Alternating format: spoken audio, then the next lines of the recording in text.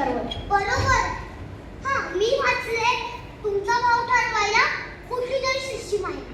तू ना मोठा झाल्यावर सिस्टीम बन, मग तुमच्या सगळ्या वस्तूंचे भाव तू ठरवशील.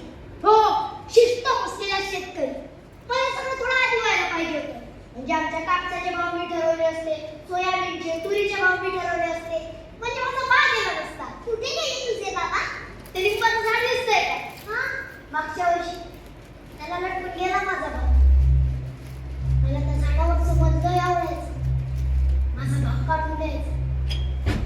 पण आता त्या झाडावर मधमाशा कुठे निघायच्या. हा हरकत नाही. तुझे बाबा त्या झाडाला लटकून का गेले? पेरणी केली पण पाऊस आला नाही, त्यामुळे मी रुजलो नाही.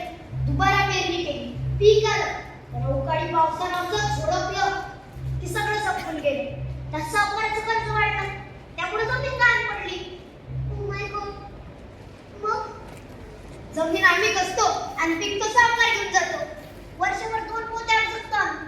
त्यात बहिणीच्या सासऱ्याने तिला वापस पाठवलं. का? तर लग्नाच्या वेळी ठरलेले पैसे दिले नाही म्हणून. मला असलं टेन्शन आलं. आणि मग काय होणार? ओ लस्सी प्लीज.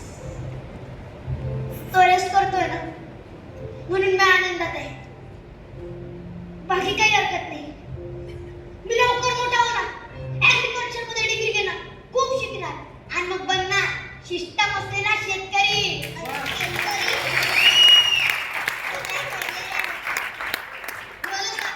डॉक्टरचा मुलगा डॉक्टर होतो तेव्हा तुम्ही काही बोलत नाही.